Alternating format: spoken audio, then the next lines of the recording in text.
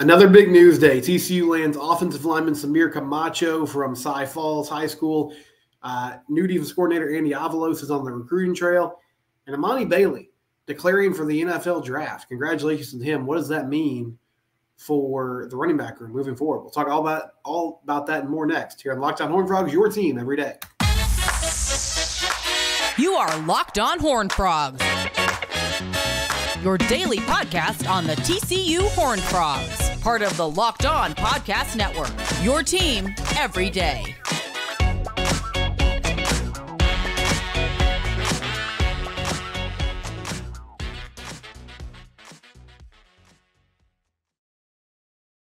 That's right, Locked On Horned Frogs, your team every day. I'm your host, Steven Simcox.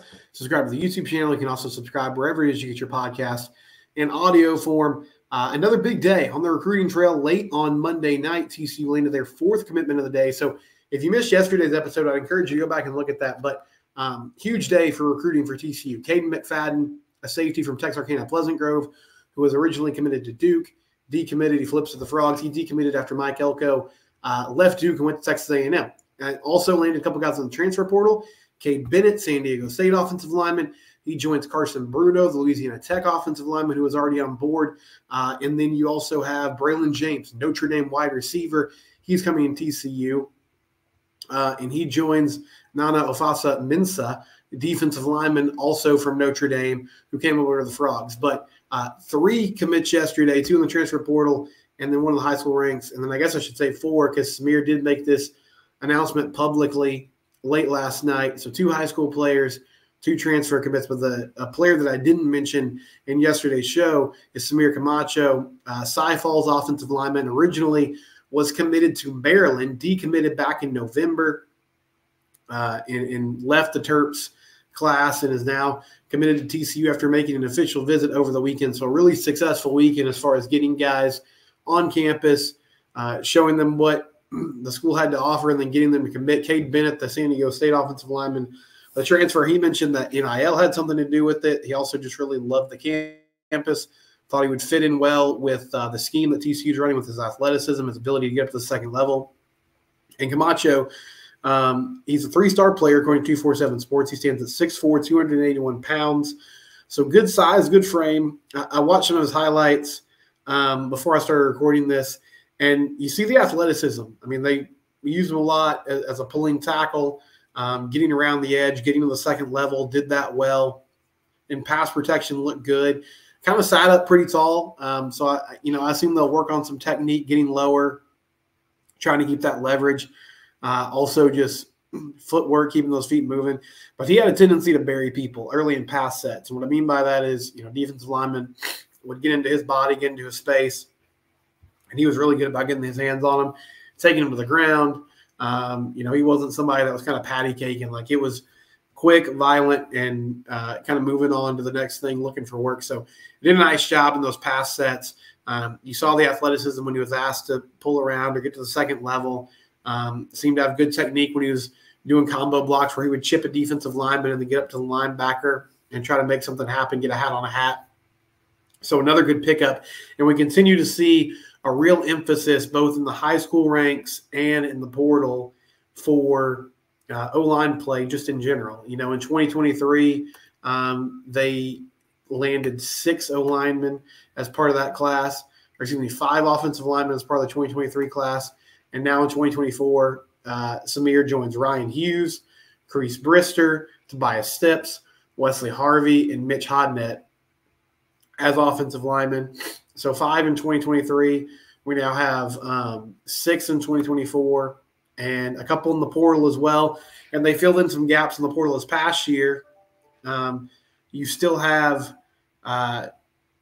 Willis Patrick's going to move on, but you have Colton Deary, who came over from Maryland and will have more eligibility. So a lot of good things as they continue to try to get better up front and on the O-line. And O-lineman, it's a numbers game because more than any other position on the field, it's just a position that takes time to develop. Like, physically, you have to get to a place where you can handle a defensive lineman up front. There's a huge mental aspect to it as well, with understanding your responsibilities, working well with your fellow O-linemen. trying to make things happen up front.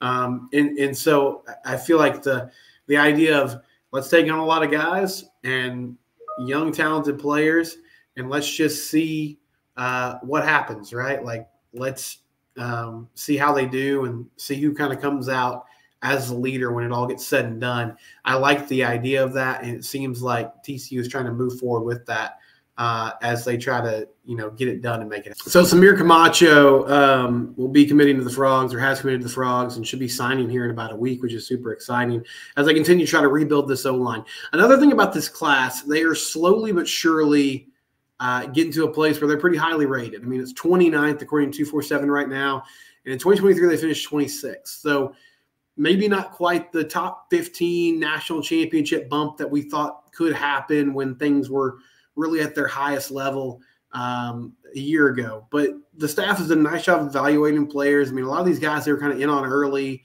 that people were sort of like, why are we offering this player? Why are they committing? When you look at the rankings and sort of where it all sorted out, it seems like it's still going to be a pretty highly rated class. You combine that with what they're doing early in the process here in the transfer portal, and it seems like Sonny and the staff have a pretty good feel and a good understanding of what they want to do, the type of players they're chasing after, and have a clear and concise plan moving forward, which is what you want to see. Some news that came down this morning that honestly surprised me. Emani Bailey announced he's declaring for the NFL draft. I had kind of penciled in Emani be back next year. He obviously had a really good season this past year. I'll look at his stats right now, read them off to you.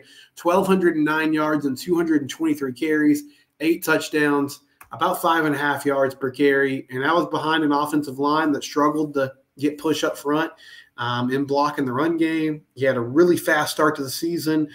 Things kind of slowed down in the middle of the year, but against Baylor and Oklahoma, I think he had 2 of his best games of his career. Was really good at making guys miss, finding the end zone, was active in the passing game. So I understand why, running backs in the NFL, it's tough to have a long career. Like they're getting used quickly. Guys will get drafted or they'll get signed.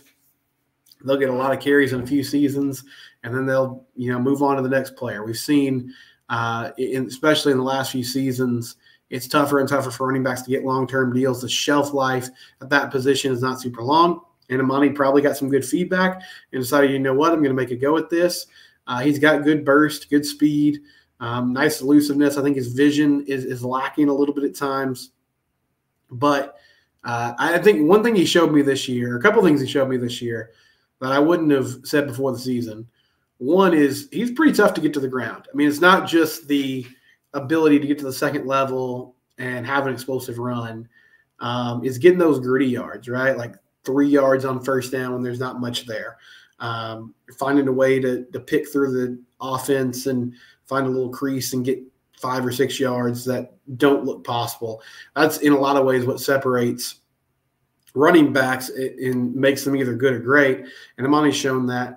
And also he just became a really complete back. I mean, he became a 3-down running back. His pass protection improved a lot. His ability to pick up blitzes, to recognize where pressure was coming from, step across the formation, get in somebody's face, allow Josh Hoover or Chandler Morris to make a throw, was active in the screen game, was active catching the ball in the backfield. So I feel like he's shown a lot of the qualities that could make him a good NFL back.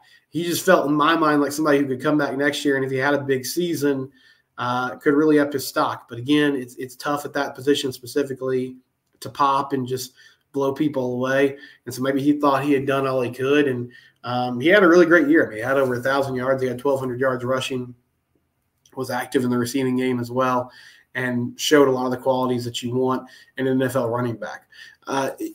What does it mean for this running back room?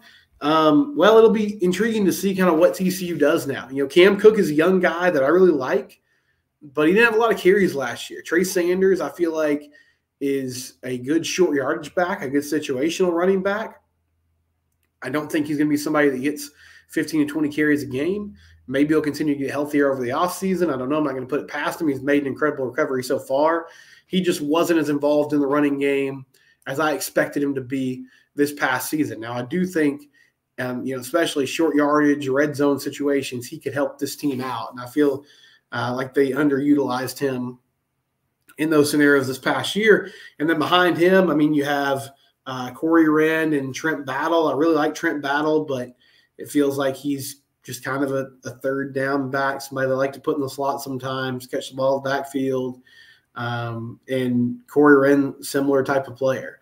And then you have two freshmen coming in, and Nate Palmer and Jeremy Payne, that I think are talented players. But again, true freshmen, it's hard to know exactly what to count on and what can be expected from them.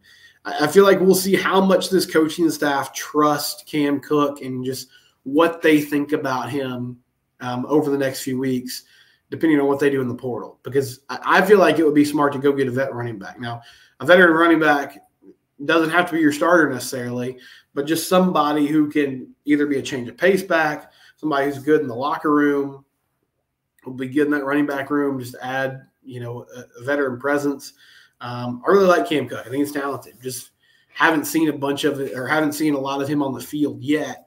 And so it's kind of hard to project what a full-time starter role would look like for him. So that surprised me, though, that Emani Bailey is making that jump and moving on to the NFL. Best of luck to him. Hope it works out. He was a great frog. Was a factor on that team that went to the national championship game. Had an outstanding year as a number one back. Really became a leader on this football team. And when Trey Sanders came in, I mean, Emani proved me wrong. Like when Trey Sanders came in, my thought was maybe that's your new running back. But that was Emani's job, and he took it and ran with it.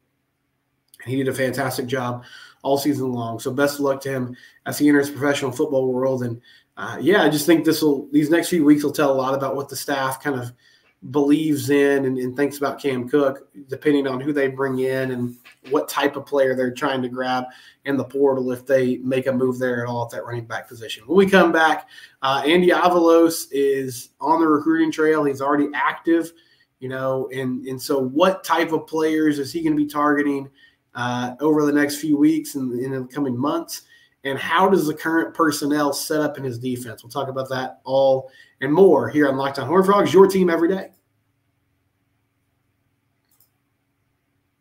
FanDuel.com/lockedon. Did you guys enjoy those Monday night games last night? I didn't realize until it got underway that they had dueling games. They had two Monday night games: Titans-Dolphins, Giants-Packers. The Tommy DeVito mania continues as the Giants upset the Packers.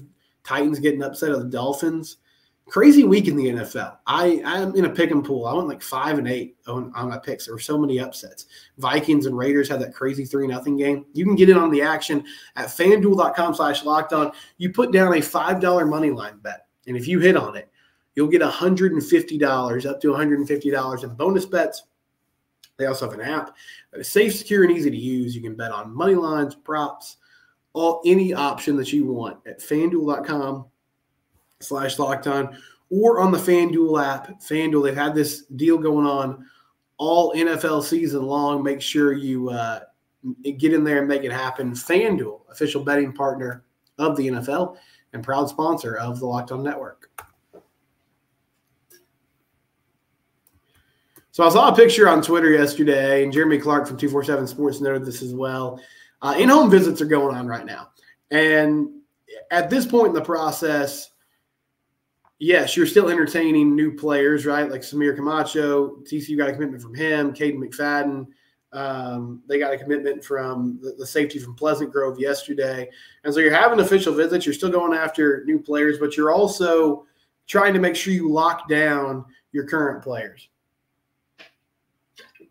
So you've had players that have been committed to this 2024 class for a while, and this is sort of the last push of, hey, we're still good, right? Like, is anybody else coming along? What's happening? What's going on? And so they're checking in with these guys. They're making sure everything is squared away, because things change in recruiting up to signing day and beyond in some rare cases. And so I saw that they did an in-home visit with LaDainian Fields. And LaDainian is one of those guys I was talking about earlier, this 2024 class. There are players that it seemed like TCU identified them early in the process.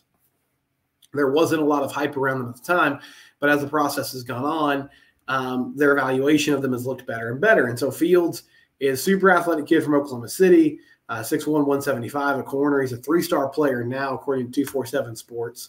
and he was not rated when TCU got his commitment, but he now has offers from teams like Kansas State and UTSA.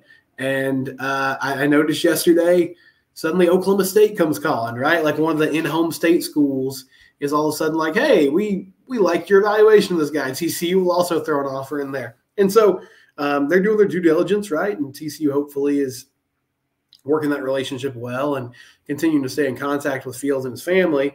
And they were there at that in-home visit. And I see Andy Avalos, the new TCU defensive coordinator, was already in there. Like he's already on the recruiting trail, which is exciting, right? And I mentioned that I think it's a good sign, even in the midst of this transition, which it was a crazy weekend. You dismissed Joe Gillespie on Sunday, or at least that's when it officially became known. Hire Andy Avalos on a Monday. But you've already had a couple commitments. You had a transfer portal commit and Nana Alfaso-Mensah from Notre Dame, the defensive lineman. You land the safety McFadden out of Texarkana Pleasant Grove. You're still trying to work with the players you got on the roster right now and potential high school commits. And so Andy Avalos is already out there on the recruiting trail trying to make things happen. And I was trying yesterday to wrap my head around, okay, current personnel on this defense, how do they fit in this system? Because you're going to change things up. It's a 3-3-5, I guess, in name. That's the base. But it's a different scheme. You're going to have a lot of situations where there are 4 or 5 down linemen. And what does that mean for your defensive line room, your linebackers, your safeties?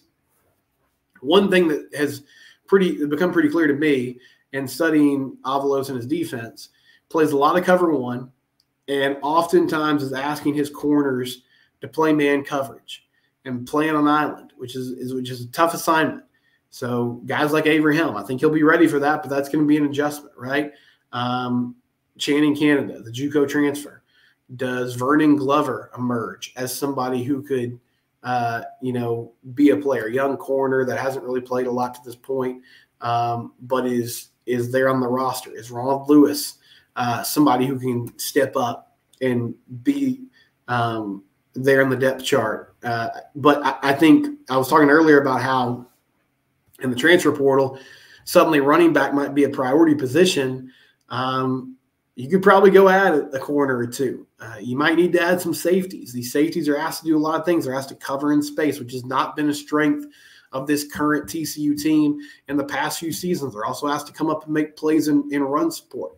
And one position that will be new to this defense that I really don't have a feel for who's going to play in this spot, but I've been trying to do some research and find out what exactly this position is and what it means. There is a stud linebacker. So you have 3 defensive linemen. But again, I said I was watching that coordinator project video the other day. Sometimes he's only got 1 or 2 guys with their hand in the ground, but there's 5 people on the line of scrimmage.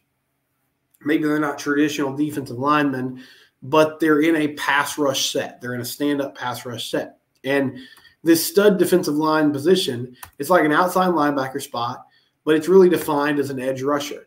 And so when he was at Oregon, this is how Mario Cristobal, the head coach at the time, described this position. The use of the stud linebacker in this particular scheme, it's a little more of a hybrid situation. These guys are true defensive end body types that can put their hand in the ground as well. And he mentioned guys on the current roster at the time, which this was back in 2019, Kayvon Thibodeau, who was outstanding, DJ Johnson, Lamar, Adrian, players like that. But a defensive end body type, so somebody that you would typically see with their hand in the ground, but also has linebacker responsibilities. So was occasionally asked to go out in the flat and cover a running back or play some zone coverage or, drop back or loop around and come on a stunt or a twist or something like that. So I don't have a great feel for who on the roster right now fits that mold. One of the first guys that came to mind, and I don't know if anything would change here, but Jonathan Bax, who just hit the portal. I hope they get on the phone and they're like, hey, man, is there any way you would consider coming back? Because this seems like it's made for him. I mean, he was classified as a true edge rusher in high school, and that's what TCU recruited him as. And he's 6'2", he's like 240. So he's got the body type of, what you would like at this position. Nnamdi Abizor, I think he's too slight. Marcel Brooks, I feel like he's way too slight. One name that's been bantied about, I've seen, online, I've just kind of been looking around at this, Johnny Hodges. And I don't know. That would be because Johnny has been an inside linebacker for his entire career to this point. So that would be a change. But I will say a couple of years back, one thing I noticed about Johnny, he was pretty effective at rushing the passer. Like when they would bring him on blitzes, that was something that he was good at.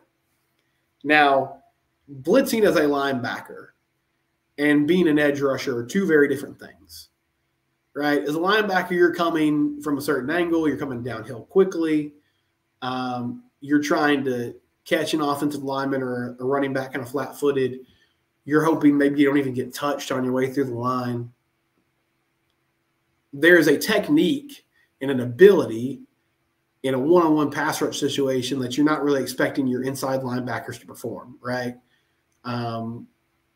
But if you're in a straight-up 9 technique where you're on the outside shoulder of the tackle or tight end or whatever the case may be, that's a little bit of a different scenario. But Hodges might be the best guy at the moment to fill that role. I hope and I would think that they're going to try to get after some players in the portal.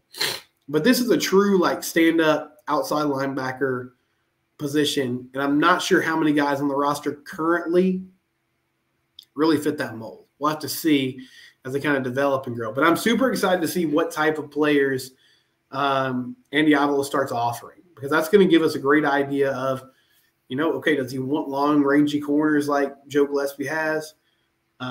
What type of safeties is he looking for, both from a skill perspective and just, their body type, how they're built. All those things are going to come to a head here in the next few weeks. And I'm stoked to see what type of players he's targeting, especially in the portal, because those are going to be the instant impact guys that we see hopefully immediately. We'll have some audience reaction next. It's Locked On Horned Frogs, your team every day. LinkedIn jobs, I tell you about them frequently. It's where you need to go if you're hiring. LinkedIn.com/LockedOnCollege. Post your job for free there and make sure you get the talent you need. When you're hiring for a small business, you want to have as many top-tier candidates as possible in interview. That's why you need to check out LinkedIn Jobs. They have the tools to help you find the right professionals for your team faster and free. LinkedIn's not another job board. They have a vast network of over 1 billion professionals, which makes it the best place to hire. Hiring is easy when you have this many qualified candidates. So is the fact that 86% of small businesses get qualified candidates within 24 hours. LinkedIn knows that small businesses are wearing so many hats and they might not have the right time or resources to hire. And so they have a process that's quick, intuitive, and easy. And they've even launched a feature that helps you write job descriptions, making the process even quicker and easier. LinkedIn.com/LockedOnCollege. Post your job for free there. LinkedIn, proud sponsor of the Locked On Network. So yesterday's show was all about Andy Avalos and also some commits that TCU landed. So some thoughts from you guys. DW said, I'm fired up. I think Sonny nailed this one. Yeah, I think so too, man. I mean, people mentioned that I sounded excited. I was excited. Joe Gillespie, I was really I think he was a good dude, and I was sad to see that it didn't work out. But his resume coming in, great high school football coach, had success at the G5 level. With Andy, you're talking about a former head coach, someone who was super successful in the Pac-12 as a DC. Did a nice job at Boise through the years as well. He's got a really strong resume on paper, so I'm excited to see what he does, and I agree with you. I think Sonny nailed this. Tommy said this is a huge pickup for us. He thinks the scheme will fit the roster well. He feels like the base will be 4-3, but it'll turn more into a 3-3 or 3-4. He loves the flexibility and thinks he thinks TCU has some edge guys that will thrive being singled up. So I hope you're right. Yeah, I was struggling. I mean, at the other defensive end position, I think Paul Awale could really benefit from this change. I'm just kind of struggling to get the stud linebacker spot wrapped around my head right now. But I do feel like there's some players that are going to really benefit from this change. And I like that there's variety. I like that there's going to be different looks. I just think that's going to be good for the defense overall. CFB fan said, we just got another commitment. We're going crazy right now. Yeah, that was Samir Camacho, who I talked about earlier. Big day on the recruiting front for TCU. David said, can we go after A&M defensive linemen and offensive linemen? Well, I'm sure they would love to, but I'm not sure that TCU has the resources to go do that. I did say there was a O-lineman from Texas A&M that recently hit the portal. His name I'm blanking on right now is a tackle. And there was a graphic that showed all the different teams that had reached out to him, and TCU wasn't on there. And I was surprised by that. Now, I don't know. I don't know what reached out is defined as. But I was just like, maybe we can't go get the kid, but we could at least pick up the phone and text him or call him or something. But, yes, my guess would be they would just struggle with the money aspect of that situation. Vincent says, you sound excited. Are you saying this guy's more aggressive? Yes, Avalos is definitely known for bringing more pressure. He thought the offense was a bigger problem. Yeah, Vincent, I mean, the offense was an issue last year. I'd love to hear more of your in-depth thoughts on that. I know you mentioned many times you thought Kendall and Sonny weren't on the same page. Red zone offense was a big issue, and I do feel like you want to play complementary football, but Sonny's an offensive guy, so that's always got to be the unit that's kind of leading the charge for you in this era of TCU football. But I just feel like the defense was so bad at times that you had to make a change. And so we'll see, though. We'll see what happens once they get this roster to a place where they really want to. And then I was also going to mention Zoom Play said he hears he runs a 3-3-5, but he rushes 4. So, yeah, that's right. I mean, they're going to rush 4 or 5 frequently. David May said he expects to see guys hit the portal soon on the defensive side of the ball. I would think so. I mean, I think there's going to be some attrition. I'm wondering, though, if some of it holds off until the spring and guys actually get to see and get a feel for this this scheme and what it's going to look like. And then one more thing, Doug messaged me on Twitter, and he mentioned that, he was wondering if Randon Fontenette and Jonathan Bax would have interest in coming back because of this defense. Well, Fontenette committed to Vandy. And I saw that Clark Lee, the head coach there, has apparently done a really good job getting people to donate to NIL. So supposedly they're going after folks in the portal. So that's my guess, is that might have been a tampering situation. I guess I really can't accuse people of that in a video like this. It seemed like Fontenette knew where he wanted to go, and he quickly found Vandy, and Vandy has suddenly more resources to work with. So take that for whatever you want. And then Jonathan Bax, I would love – I mentioned the other segment. I would love if he would show some interest back in TCU, but I don't know exactly how that would work out. That'll do it for today's show. As Locked on Horned Frogs, your team. We do it every day.